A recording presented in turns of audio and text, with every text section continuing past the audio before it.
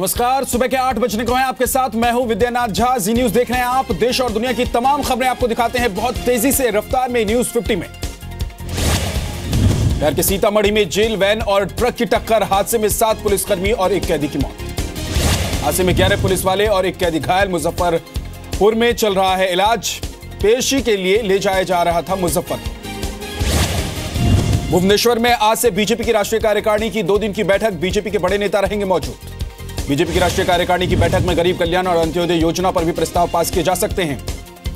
आज भुवनेश्वर में होगा पीएम मोदी का रोड शो। राष्ट्रीय कार्यकारिणी की बैठक में भी लेंगे हिस्सा।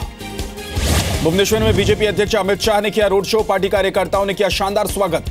लखनऊ में all India Muslim personal law board की महत्वपूर्ण बैठक। 3 तलाक और बाबरी मस्जिद मसले पर होगी चर्चा।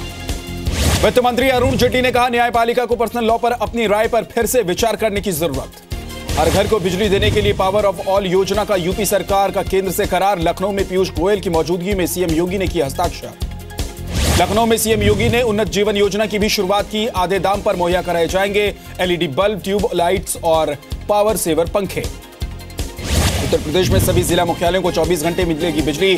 तहसीलों को 20 घंटे और गांवों को 18 घंटे बिजली देने की योजना। यूपी के लिए सीएम योगी का ऐलान। बीपीएल कार्ड तबके को मिलेगा मुफ्त में स्मार्ट मीटर। सरचार्ज किया जाएगा माफ। यूपी में योगी ने लगाए यूपी की पिछली सरकारों पर आरोप। कहा, बीमार राज्य बनाने में नहीं छोड़ी कोई कसर। सीएम के पसंदीदा जिलों तक ही पहुंचती थी 24 घंटे बिजली। यूपी में महापुरुषों के नाम पर अब स्कूलों में छुट्टी नहीं होगी। सीएम योगी ने अंबेडकर जयंती पर ऐलान किया। नागपुर में पीएम मोदी ने बाबा साहेब की प्रतिमा पर माला चढ़ाई। भगवान बुद्ध को भी नमन किया। दीक्षा भूमि में लगाया ध्यान। पीएम मोदी ने नागपुर में किया कोराडी थर्मल पावर स्टेशन के एक यूनिट का उद्घाटन। 1980 मेगावाट बिजली का यहां पर उत्पादन होगा। नागपुर में पीएम ने रखी आईआईटी, आईआईएम और एम्स की नींव। कहा, भविष्य की बुनियाद मजबूत करना पूरे देश का लक्ष्य है। पीएम ने नागपुर में भीम आधार रेफरल स्कीम लॉन्च की। किसी दूसरे को भीम ऐप से जोड़ने पर अकाउंट में आएंगे 10 रुपए। पीएम मोदी ने लोगों से मोबाइल को ही अपना बैंक बनाने की अपील की। कहा, अंगूठा अब अनपढ़ की निशानी नहीं है। पीएम ने कैशलेस इकोनॉमी को देश के विकास के लिए जरूरी बताया। कहा, नोटों की छपाई ढुलाई से बचने वाला पैसा गरीबों को काम आएगा। महाराष्ट्र की श्रद्धा मेघशेटे ने लकी ग्राहक योजना के मेगा ड्रॉ में जीता 1 करोड़ का इनाम। नागपुर में पीएम ने किया सम्मानित। गोवा के सीएम मनोहर पर्रिकर का खुलासा। कश्मीर जैसे कई अहम मुद्दों पर दबाव की वजह से छोड़ा रक्षा मंत्री का पद। कश्मीर में जवान के अपमान वाले वीडियो के जवाब में उमर अब्दुल्ला ने पोस्ट किया, पत्थरबाजों पर कार्रवाई का विवादित वीडियो जी न्यूज नहीं करता इस वीडियो की पुष्टि। उमर ने ट्वीट कर सरकार से की विवादित वीडियो की फौरन जांच कराने की मांग। सेना ने भी इस वीडियो की जांच के आदेश दिए। जम्मू कश्मीर के उप मुख्यमंत्री निर्मल सिंह का बयान। कहा, पत्थरबाजों को भड़का रहे हैं उमर अब्दुल्ला। कश्मीर में सीआरपीएफ जवानों से बदसलूकी के मामले में 3 आरोपी गिरफ्तार। हमले में शामिल सभी आरोपियों की हो चुकी है पहचान।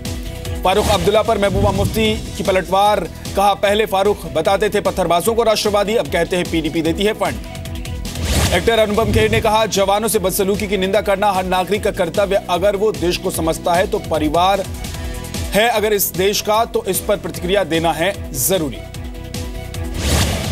आदमी की गाड़ी पर पत्थर फेंके जाने का एक और वीडियो आया सामने। जम्मू कश्मीर के पुलवामा की घटना। कुलभूषण जाधव को बचाने की कोशिशें तेज। इस्लामाबाद में पाकिस्तान के विदेश सचिव तहमीना से भारतीय उच्चायुक्त गौतम बंबावले की मुलाकात हुई।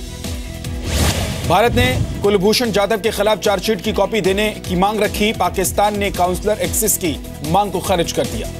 नवाज शरीफ के सलाहकार सरताज अजीज का बयान। कहा, अगर कुलभूषण जाधव निर्दोष होता तो उसके पास 2 पासपोर्ट नहीं होते।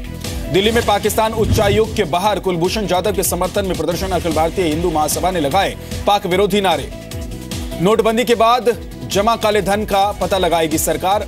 ऑपरेशन क्लीन मनी 2 लॉन्च कर दी गई।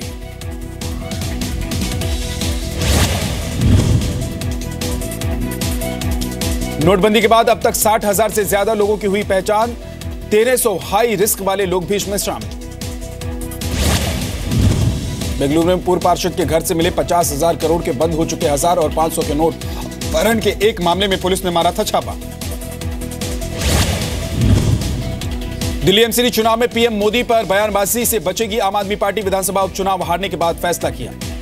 आम आदमी पार्टी ने एमसीडी चुनाव 2 महीने टालने की मांग की। केजरीवाल ने कहा वीवीपैट वाली ईवीएम से ही चुनाव कराए जाने चाहिए।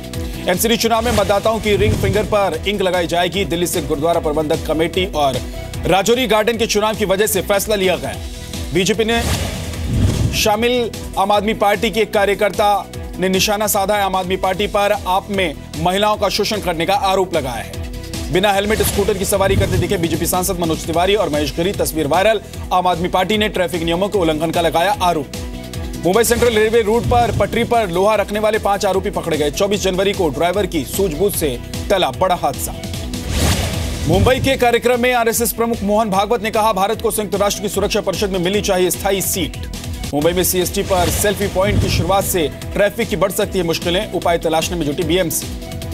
यूपी के मंत्री उपेंद्र तिवारी ने गोंडा में सहकारी समिति के गोदाम पर किया औचक निरीक्षण। गेहूं की धीमी खरीद पर नाराजगी जताई। कुलभूषण जाधव को पाकिस्तान में फांसी की सजा के खिलाफ प्रदर्शन जारी। इस्लामाबाद में नमाज के बाद लोगों ने जताया विरोध। यूपी के पूर्व मंत्री राजा भैया ने कहा अच्छी चल रही है योगी की सरकार। एमपी के सागर में तंत्र मंत्र के आड़ में नाबालिग के साथ तांत्रिक ने किया दुष्कर्म, आरोपी की तलाश में जुटी पुलिस। इंदौर में पुलिस ने पकड़ी नशीली दवाइयों की बड़ी खेप, गिरोह के 6 सदस्यों को गिरफ्तार किया गया। अफगानिस्तान में अमेरिकी जनरल का दावा सोची समझी रणनीति के तहत इस्तेमाल किया गया मदर ऑफ ऑल बॉम्ब्स।